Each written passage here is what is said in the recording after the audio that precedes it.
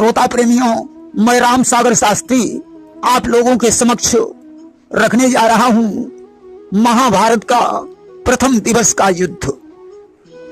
देखिए, उलूक के जाने के पश्चात प्रातः काल धर्मराज ने सेनाओं को आदेश दे दिया, आज द्रुपद, धृष्टद्युम्न, काशीराज, सूरसेन, जरासंध का पुत्र सहदेव, द्रौपदी के पांचों पुत्र घटोत्कच, अभिमन्यु, पांचों पांडव सेना सहित कुरुक्षेत्र की तैयारी करने लगे। भगवान कृष्ण ने अपने हाथों से अर्जुन का श्रृंगार किया कि नटवर ने अपने हाथों से अर्जुन का साज सजाया है, सुरपति का सुभग मुकुट रख कर शिव का सनाह पहनाया है। उन्होंने इंद्र द्वारा दिया गया मुकुट अर्जुन के माथे पर बांधकर शिव का सनाह पहनाया, माता अदिति द्वारा दिए गए कुंडल कानों में पहना दिए, वरुण द्वारा दिया गया तरकस कमर में डाल दिया, अग्निदेव द्वारा दिया गया गांडीव धनुष कंधे पर डाल दिया, मस्तक पर तिलक लगा दिया। अर्जुन ने कृष्ण के चरणों में प्रणाम किया। और दीन हो हरि तब आशीष और निश्चय विजय न कछु संदेह। भगवान कृष्ण ने आशीर्वाद दिया, महाभारत के युद्ध में तुम्हारी विजय निश्चित है। अर्जुन आज नंदी घोष रथ पर विराजमान हुए। भगवान कृष्ण ने रथ की डोर पकड़ी, शंख ध्वनि के साथ सेना चल पड़ी कि ध्वनि गूंज उठी नभ मंडल में, पृथ्वी पति पांडु नंद की जय। श्रोताओं तुम भी प्रेम सहित बोलो श्री कृष्ण चंद्र की जय। कृष्ण और अर्जुन की जय जयकार होने लगी। बोलिए आनंद कंद कृष्ण चंद्र भगवान की जय। कि ढप ढोल और शंखों के स्वर पृथ्वी दहलाए देते थे, बलवानों के गर्जन तर्जन आकाश हिलाए देते थे। पृथ्वी दहलने लगी, आकाश हिलने लगा, सेना की धूल से सूरज का प्रकाश नष्ट हो गया। भगवान का रथ आगे है, बीच में धर्मराज हैं, उनके पीछे सारी सेना है। थोड़ी दूरी पर चलकर भगवान ने रथ को रोक दिया और धर्मराज से कहने लगे कि अब आज शक्ति जगदम्बा का ध्यान कीजिए, उनके आशीर्वाद से ही विजय संभव है। धर्मराज ने जगदम्बा का ध्यान किया। आज सिंह पर सवार, हाथों में खप्पर और त्रिशूल लिए हुए 16 भुजाओं वाली जगत जननी जगदम्बा का प्राकाट्य हुआ। उन्होंने धर्मराज से कहा, परम ब्रूहि वरदान मांग लो। धर्मराज हाथ जोड़कर कहने लगे, हे मां, तेरे इतने सारे पुत्र बलिदान करने जा रहे हैं, इन्हें साहस और बल की जरूरत है। कि जाते हैं तेरे बारे मां बलिवेदी पर बलिदानों को, बल दो साहस दो दयामयी आजादी के दीवानों को। देवी ने कहा, जाओ धर्मराज, इस युद्ध में तुम्हारी विजय निश्चित है। कि धर्मराज कहूं दई वरदाना, तो भई शक्ति पुण्य अंतर ध्याना। आज धर्मराज को वरदान देकर देवी अंतर ध्यान हो गई। उधर दुर्योधन को खबर मिली कि धर्मराज की सेना निकल चुकी है। आज उसने भी धौंसा बजवा दिया। भीष्म, कर्ण, द्रोणाचार्य, कृपाचार्य, भूरिश्रवा, शल्य, जयद्रथ, शकुनी, उलूक तथा सारे कौरव सेना लेकर चल पड़े। धर्मराज तो गांव गांव में धन धान्य बंटवा रहे थे, परंतु दुर्योधन की सेना जिस नगर से निकलती थी उस नगर को लूट लेती थी। धर्मराज की सेना में भगवान का कीर्तन हो रहा था, परंतु दुर्योधन की सेना में शराब के प्याले चल रहे थे। जैसे तैसे दोनों दल कुरुक्षेत्र में पहुंच गए और कुरुक्षेत्र के पश्चिम ओरा कीनो धर्मराज ता डेरा। कुरुक्षेत्र के पश्चिम की तरफ धर्मराज ने अपना डेरा लगाया और पूर्व की ओर कौरव दल का डेरा है। उन्होंने अपने अपने तंबू तनवाकर झंडे गाड़ दिए। स्त्रियों को ठहरने के लिए अलग डेरे बनाए गए। व्यासी आज दुर्योधन के शिविर में पहुंचे। दुर्योधन ने उन्हें प्रणाम किया। व्यासी ने आशीर्वाद देकर कहा, दुर्योधन, अब भी अपनी हट छोड़कर पांडवों का अधिकार वापस कर दो उसने कहा, द्रोणाचार्य, कर्ण, भीष्म जैसे महारथी हमारे साथ हैं, फिर मुझे किस बात की चिंता है, अब तो हम युद्ध ही करेंगे। व्यास ने कहा, कर्ण की मृत्यु अर्जुन के हाथों से और तुम्हारी मृत्यु भीम के हाथों से होगी। दुर्योधन ने कहा, आप भवितव्यता को जानते हैं, परंतु जो विधाता ने लिख दिया है उसे कौन मिटा सकता है। और सुना तो व्यास उठ की न पयाना, और भाभी चित्त प्रबल हम जाना। व्यास जी समझ गए कि होनी को कौन टाल सकता है। वे धृतराष्ट्र के महल में पहुंचे। उन्होंने कहा, राजन, तुम अंधे हो, महाभारत के युद्ध में अपने पुत्रों का विनाश कैसे देखोगे, इसलिए मैं तुम्हें दिव्य दृष्टि देना चाहता हूँ। धृतराष्ट्र ने कहा, आप संजय को दिव्य दृष्टि प्रदान कर दें, या हमें युद्ध का हाल बताते रहेंगे। और दिव्य दृष्टि संजय को दीना, तपहित व्यास गवन बन कीना। आज संजय को दिव्य दृष्टि प्रदान करके व्यास जी वन में तपस्या करने चले गए। इधर दुर्योधन ने शकुनी और कर्ण से पूछा, अब क्या होना चाहिए। कर्ण ने कहा, अब तो बस संग्राम होना चाहिए। उधर भगवान कृष्ण ने द्रुपद और विराट से पूछा कि अब क्या होना चाहिए। उन्होंने भी यही कहा कि अब तो युद्ध होना चाहिए। धर्मराज कहने लगे, मैं आज भी संधि चाहता हूं। भगवान ने कहा, धर्मराज कि मांगे भीख दराजो पावही, और तऊ दीनो भूपाल कहावही। अगर निर्धन को मांगने से भूमि मिल जाए तो वो भी राजा बन जाए, परंतु पृथ्वी को भोगना है तो वीरता दिखानी पड़ती है।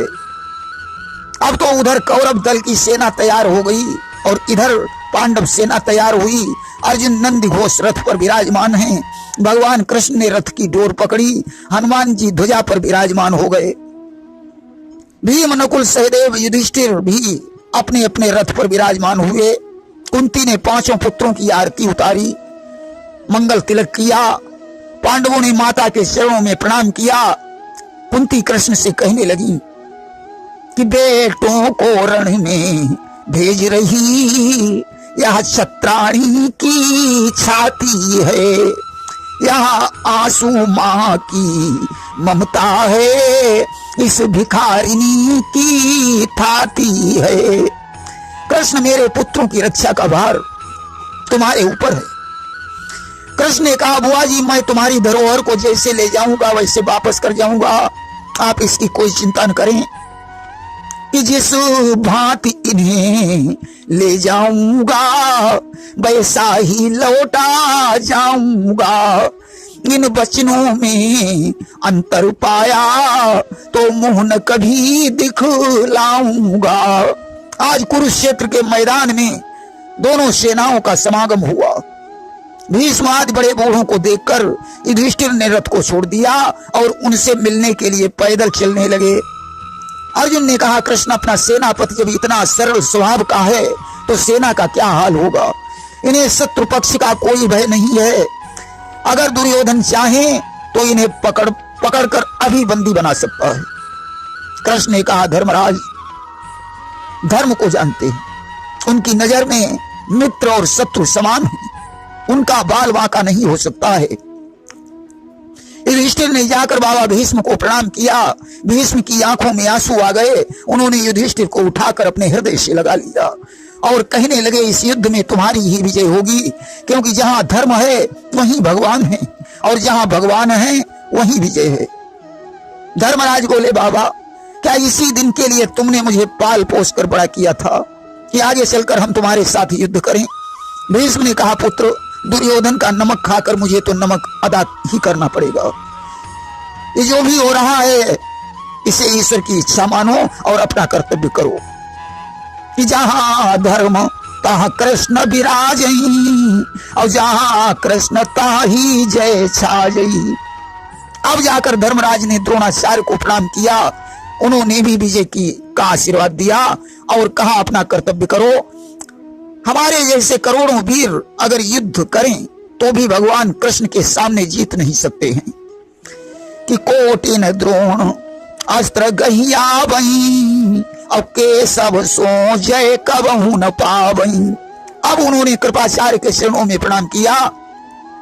उन्होंने भी विजय का आशीर्वाद दिया कि कृपाचार्य पद बंदन कीनो और जयति पत्र को आशीष दीनो। आज प्रणाम करके धर्मराज रथ पर सवार हुए। दोनों सेनाएं आमने सामने खड़ी हैं। भीष्म पितामह ने सेना से कहा, हमारे दल में कोई ऐसा व्यक्ति हो जिसे अपनी जान प्यारी हो, वो कृष्ण की शरण में जा सकता है। कि यही दल में यही जीवन भावई और तुरंत शरण के सब की जावई।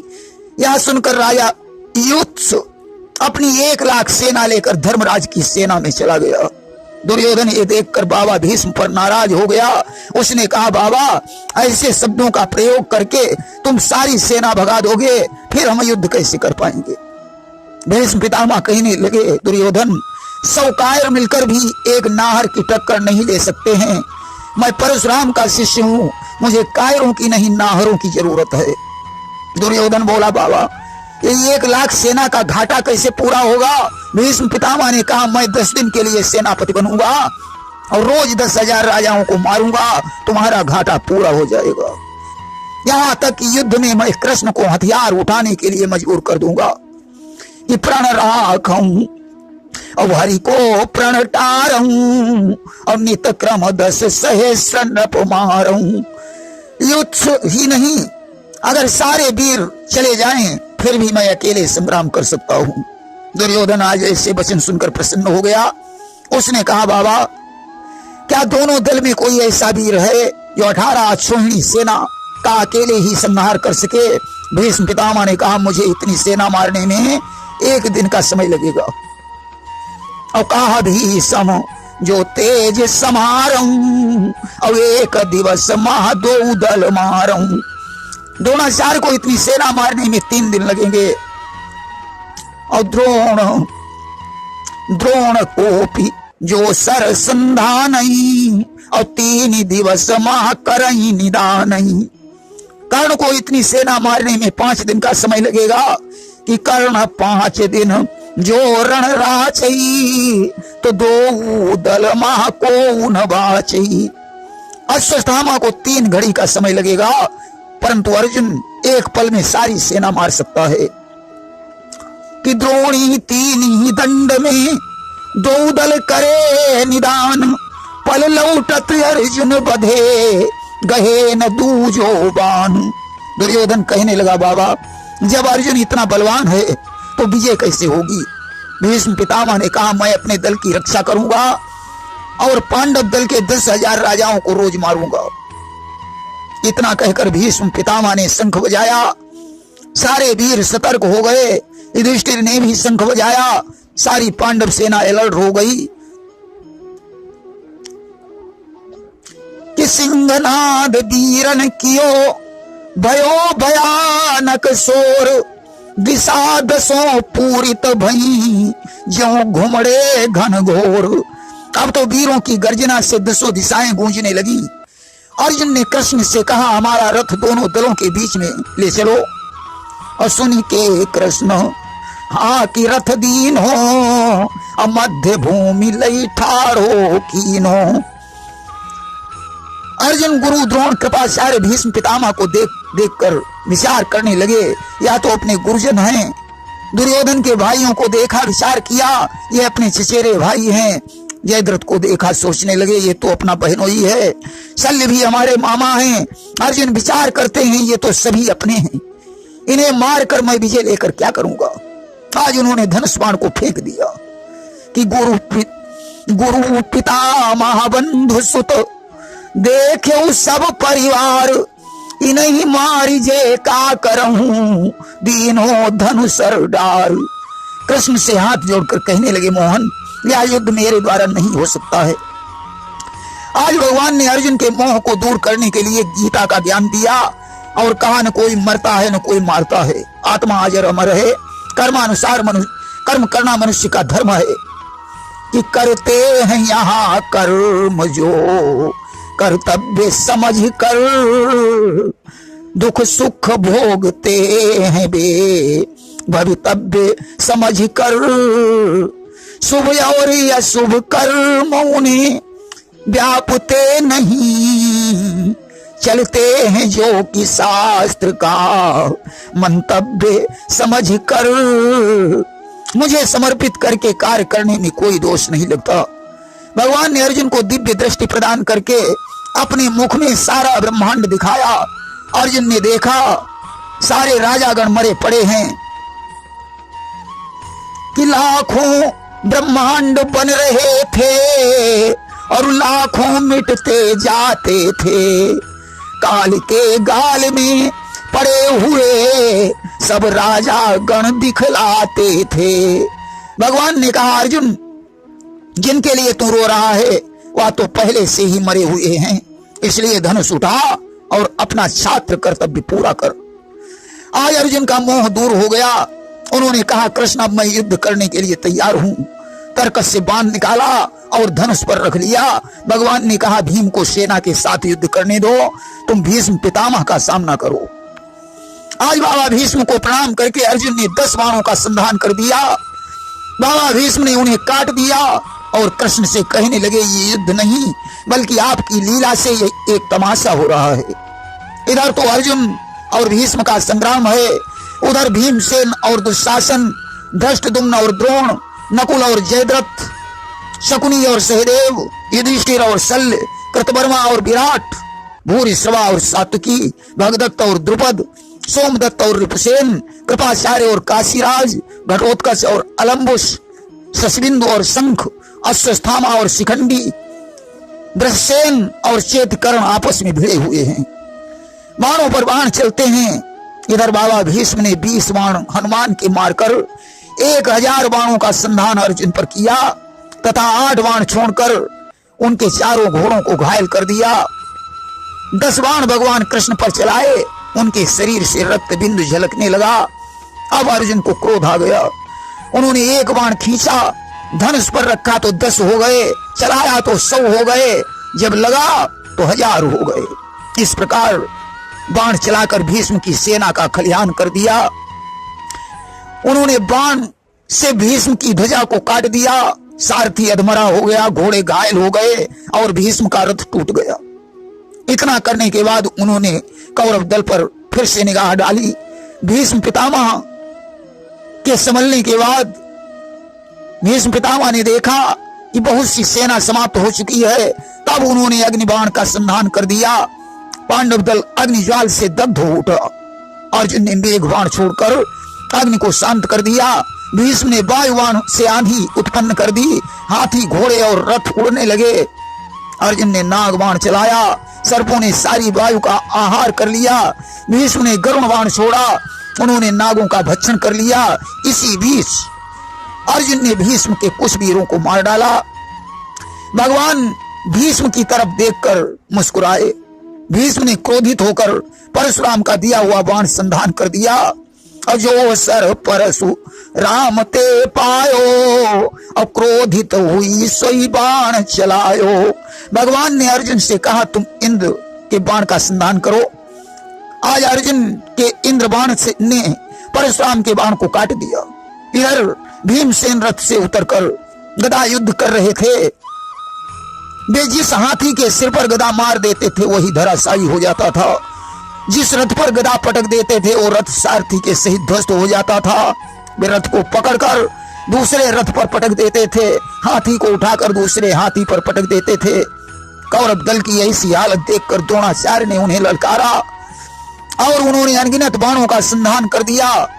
तब भीम जाकर अपने रथ पर बैठ गए। अर्जुन ने जब तक भीमसेन की तरफ देखा तब तक भीष्म ने 10,000 राजाओं का संहार कर दिया कि पारथ जब लगी भीम निहारे और 10 सहस्र रथ भी सम मारे और शंख बजाया। संग्राम बंद हो गया। सभी वीर अपने अपने शिविर को चले गए। भोजन करने के पश्चात द्रौपदी ने पूछा आज युद्ध का क्या परिणाम हुआ। कृष्ण ने कहा आज तो युद्ध में बाबा भीष्म ने वीरता दिखाई है, जिन्होंने 10,000 महारथियों को मार डाला है। धर्मराज ने कहा कृष्ण कल के लिए क्या विचार है। भगवान ने कहा कल प्रातः काल विराट के पुत्र शंख को सेनापति बनाया जाए। बाकी कौरव सेना के साथ अर्जुन युद्ध करें, जिससे अपना 10,000 राजाओं का घाटा पूरा हो जाएगा। इसके आगे का प्रसंग अब हम आपको सुनाएंगे भगदत्त वध में। प्रेम से बोलिए वृंदावन बिहारी लाल की जय।